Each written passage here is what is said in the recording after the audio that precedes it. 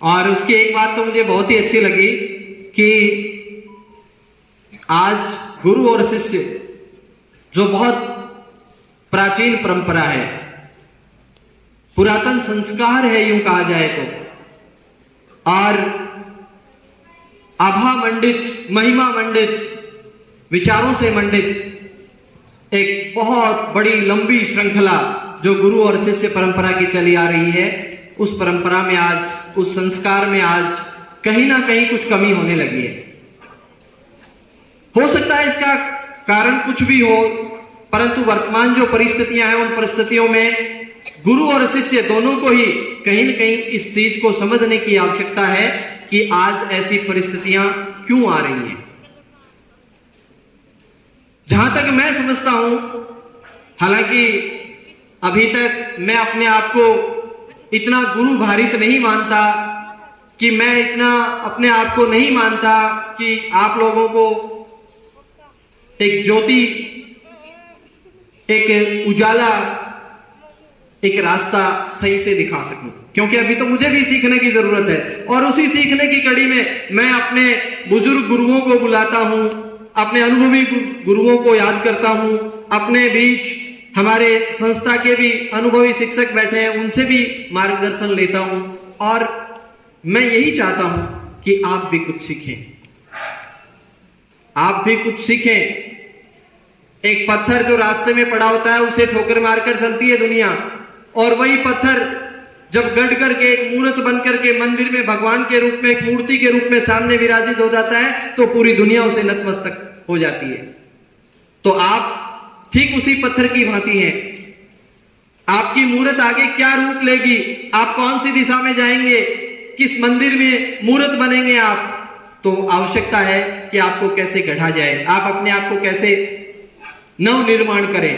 तो इन्हीं विचार श्रृंखलाओं के लिए, ऐसी ही कुछ अनुभवी बातों के लिए हमारे बीच में शिवनारायण जी सर पधारे हैं। तो मैं ज्यादा वक्त उनका बहुत ले चुका, और सबसे पहले उन्हीं से निवेदन करूंगा कि द्रोणाचार्य ने शिक्षा नहीं दी, फिर भी गुरु ने, शिष्य ने उन्हें अपना गुरु मान करके अपना अंगूठा गुरु दक्षिणा में दे दिया। आज शिक्षक दिवस था, सुबह सुबह मैंने सर इन लोगों से कुछ नहीं मांगा, मैंने कहा 4-4, 5-5 डंडे लगा देता हूं। बोले नहीं सर। तो जब डंडे ही नहीं खा सकते तो अंगूठा काट करके कैसे दे सकते हैं। बोला शिक्षक दिवस को पीटना नहीं चाहिए। तो आज मैं सारे शिक्षकों को कहता हूं कि आज इनको पीटना मत, कोई हाथ मत लगाना। और आज क्या, मैं तो ये कहता हूं कि यदि ये काबिल शिष्य बनते हैं तो कभी मत पीटना, हमें जरूरत ही नहीं पड़े। लेकिन जरूरत कब पड़ती है, हम गुरुत्व भार से अलग होकर के, और गोपाल जी सर ने सुबह उपाधि दे दी थी मुझे जल्लाद की, तो जल्लाद कब बनना पड़ता है, जल्लाद कब बनना पड़ता है, जब आप में अपराध वृत्ति आ जाती है, जब आप भी, कहा जाता है कि बच्चों में भगवान का वास होता है, तो भगवान को नकार कर जब आप राक्षस वृत्ति की ओर बढ़ते हैं तब किसी जल्लाद की आवश्यकता पड़ती है, वरना तो कहीं आवश्यकता ही नहीं है। तो आप प्रयास करें।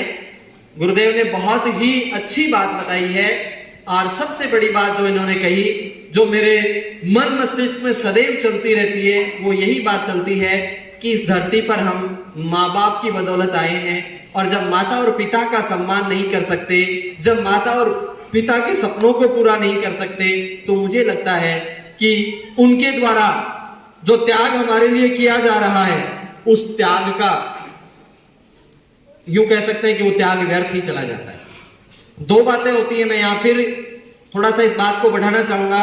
पहली बात तो ये होती है कि एक बच्चे को माँ बाप कोटा, जयपुर, दिल्ली, अहमदाबाद पढ़ने के लिए भेजते हैं, और वो बच्चा कुछ दिनों तक मस्ती करता है, वहां पढ़ाई नहीं करता, और जब रिजल्ट आता है तब माँ बाप कहते हैं तूने ये क्या किया, तूने तो हमारा नाक ही कटवा दिया।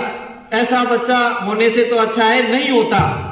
और बच्चे क्या करते हैं, इतनी सी बात सुन के छत पे गया, कूद गया और खत्म।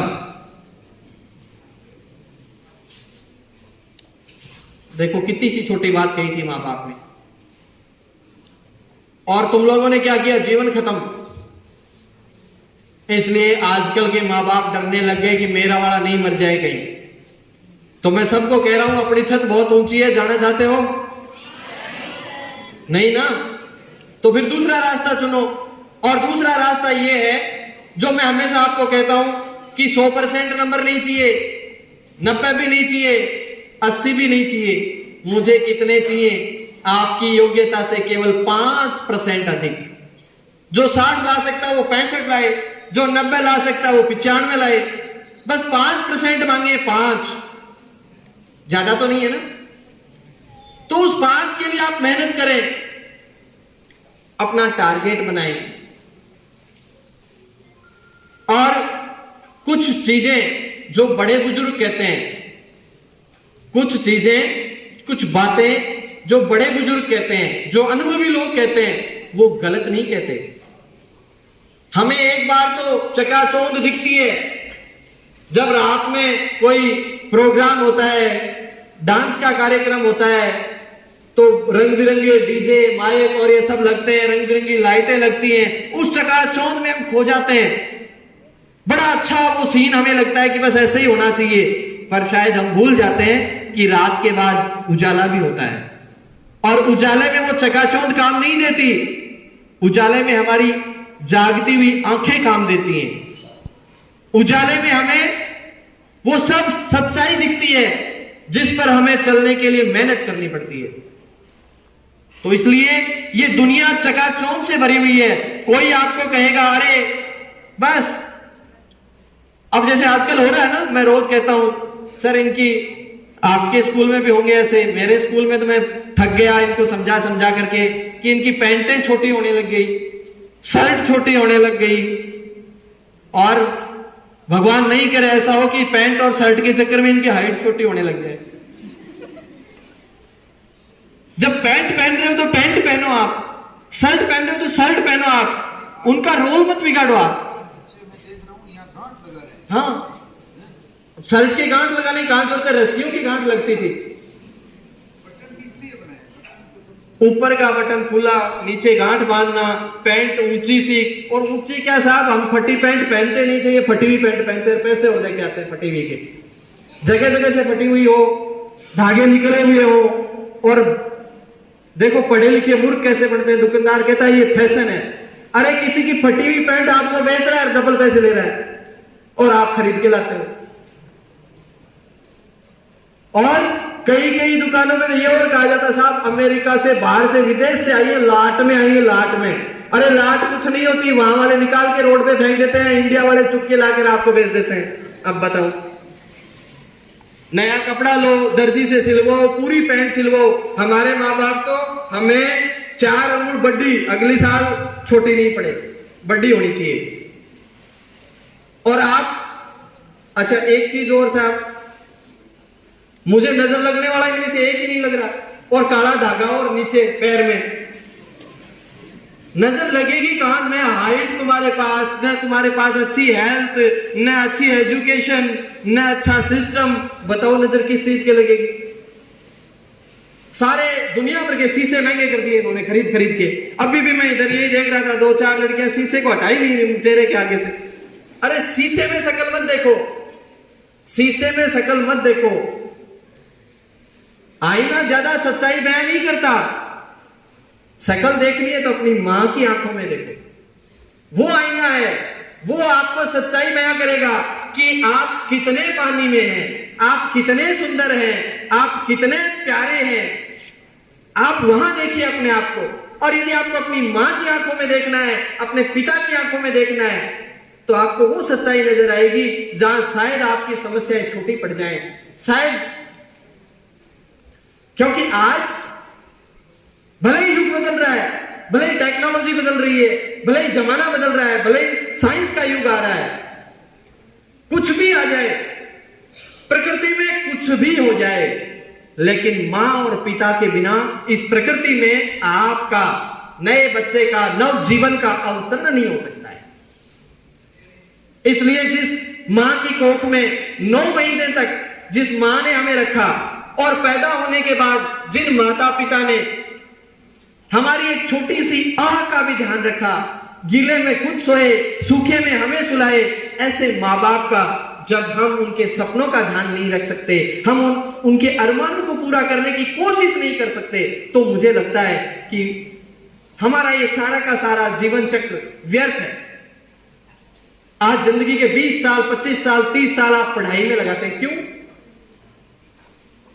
मेरा गणित निकाला हुआ है, गणित मेरी अच्छी है, निकाली हुई है कि यदि आपको 10 साल के होते ही एक बकरी लाके दे दी जाए, केवल एक बकरी के इसको चराओ और जीवन भर इसी बकरी से कुछ कमाना है, तो आप कभी भूखे नहीं मरोगे, ये मैं स्टाम्प पे लिख के दे सकता हूं। लेकिन 30 साल की एजुकेशन लेकर के यदि आप कुछ नहीं बन सकते, तो फिर इससे अच्छा तो है कि वो 10 साल पे एक बकरी आपको, एक गाय आपको, एक भैंस आपको लाके दे दी जाए कि इससे अपना जीवन यापन करो, जैसे पहले वाले करते थे।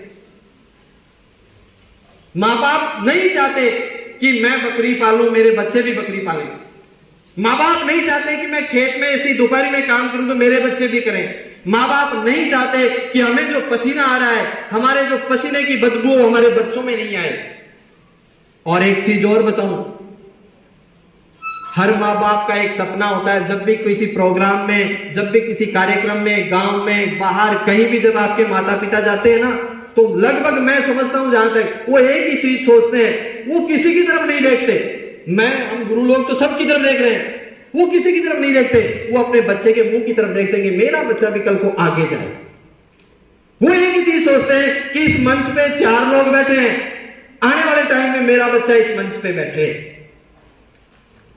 इतनी भीड़ में वो केवल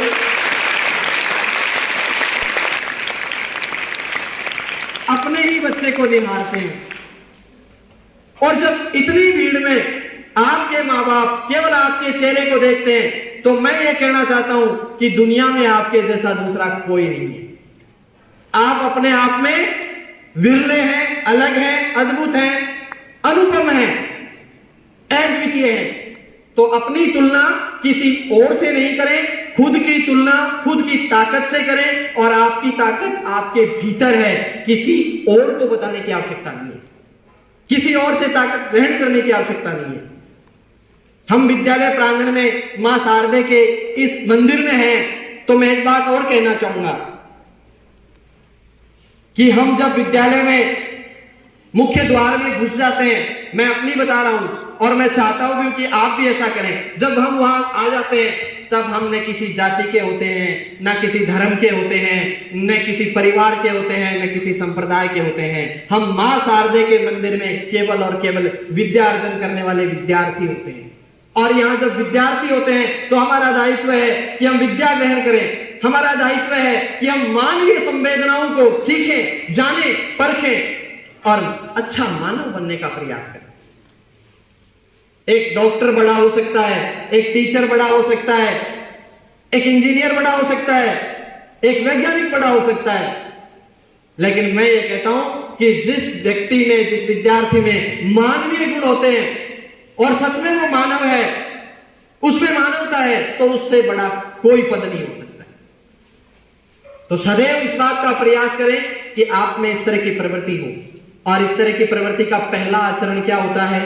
मैं रोज आपको कहता हूं, अपने से बड़ों को, जिन्होंने जन्म दिया उनको, जो पास पड़ोस में बुजुर्ग हैं उनको प्रणाम करें, उनके चरण स्पर्श करें, उनका आशीष लें। दवाइयों में वो ताकत नहीं होती जो दुआओं में होती है, और दुआएं तभी मिलती है जब हम अपने अहंकार को भूल करके, आत्मसमर्पित होकर के बड़ों के चरण छुएं और उनका आशीर्वाद लें। तो वो दुआएं हमें निश्चित रूप से उस पद पर पहुंचा सकती हैं जहां हम पहुंचना चाहते हैं। आज मैं आपको बताना चाहता हूं, समय ले रहा हूं, सर से क्षमा चाहूंगा, आपका बहुत कीमती समय है, क्योंकि एक बहुत बड़े विद्यालय की जिम्मेदारी केवल प्रधानाध्यापक के रूप में नहीं है, ये हमारे पीओ भी हैं, पंचायत प्रारंभिक शिक्षा अधिकारी के पद पर भी वर्तमान में कार्यरत है। इतनी तमाम 20-30 स्कूलों के हमारे ऑफिसर हैं ये। और ऑफिसर जिनसे हमें डरना चाहिए, वो ऑफिसर हमारे छोटे से आग्रह पर हमारे बीच में आ गए और इतनी अच्छी बातें इन्होंने हमें बताई है। तो मैं समझता हूं ये हमारा सौभाग्य है। और इससे भी बड़ी बात मैं क्या कहना चाहता हूं, वो ये कहना चाहता हूं कि यदि आप में से कोई जो मेरे सामने ऊपर नीचे देख रहे हैं, यदि कभी अकस्मात मेरे साथ चलो तो मैं इनको ऐसे समय ले जाकर के आपको दिखाऊं जब ये खेत में काम करते हुए मिलेंगे आप, धरती मां के आंचल में। और इतने बड़े पद के पदाधिकारी, और प्रकृति से प्रेम, खेतों से प्रेम, मेहनत से प्रेम, अहंकार नहीं है, स्वाभिमान है, अहंकार नहीं है, काम के प्रति समर्पण है, शर्म और शंका नहीं है, और सादगी है, पद का अहंकार नहीं है। ये चीजें मिलना बहुत मुश्किल होती है। आज अवसर है, हालांकि हमारे बीच में दो विभूतियां पहले से ही हैं, हर रोज हमारे बीच होती हैं, गोपाल सर और सिकवाल सर। सिकवाल सर तो भैया जी के नाम से प्रसिद्ध हैं। अब भैया कैसे हो सकते हैं इतने बूढ़े आदमी? हो सकते हैं क्या? मेरे हिसाब से तो नहीं हो सकते। ये भैया जी इसलिए हैं, पूरे आसपास के एरिया के नहीं, पूरे नागौर जिले के लोग इनको भैया जी के नाम से जानते हैं। इसलिए क्योंकि इन्होंने अपनी सादगी से और समर्पण भाव से लोगों के काम किए हैं और हमेशा अपनी ड्यूटी, अपने कर्तव्य का पूर्ण तरीके से निर्वहन किया है। इसलिए ये लोगों के बीच भैया जी के नाम से प्रसिद्ध हो गए। इनको नाम से कोई नहीं जानता। और ये बूढ़े होते ही नहीं, इधर वाले ये बूढ़े नहीं होते। पता है क्यों नहीं होते? क्योंकि इनका मिशन है आप जैसे नौनिहालों को सफलता के पायदान पे चढ़ाना। और जो आदमी अपना मिशन लेकर चलता है, जो आदमी परोपकार की भावना से चलता है, जो आदमी समाज के निर्माण के लिए काम करता है, वो बूढ़े नहीं होते। क्योंकि उन्हें बूढ़े होने के लिए वक्त नहीं मिलता। बूढ़े होने के लिए भी टाइम चाहिए। जब आदमी बैठा रहता है, जब आदमी काम के प्रति निराश होता है, जब आदमी विचारों से खाली हो जाता है, तब बूढ़ा होता है। और जब तक आपके सामने कोई मिशन है, कोई लक्ष्य है, तब तक आदमी बूढ़ा नहीं हो सकता। तो आप सारे प्रयास करें अपने जीवन में। आपने जो टारगेट बनाया है, आप जहां जाना चाहते हैं, जहां पहुंचना चाहते हैं, आप वहां पहुंचे। और मैं अच्छी तरह जानता हूं, मैं आप सबको ये नहीं कह रहा हूं कि आप बुरे हैं, मैं ये कह रहा हूं कि आप में काबिलियत है। बस आपको कुछ ऐसे बच्चे हैं जिनको मैं राजस्थान के सिरमौर कह सकता हूं। ऐसे बच्चे हैं। सिर्फ फर्क इतना ही है साहब कि कभी कभी वो मिसगाइड हो जाते हैं। इसलिए आप जैसे गुरुत्व भार से जिन्होंने अपने जीवन में कुछ करके दिखाया, ऐसे लोग इन्हें गाइड करते रहेंगे तो हो सकता है ये भी अपने जीवन में सफल हो जाएं। इसीलिए आप यहाँ पधारे हैं, मैं आपका पुनः आभार व्यक्त करता हूं और निवेदन भी कि आप हमारे आग्रह पर फिर से हमारे बीच आएंगे। एक बार फिर से गुरुजी का कृतज्ञ अभिनंदन।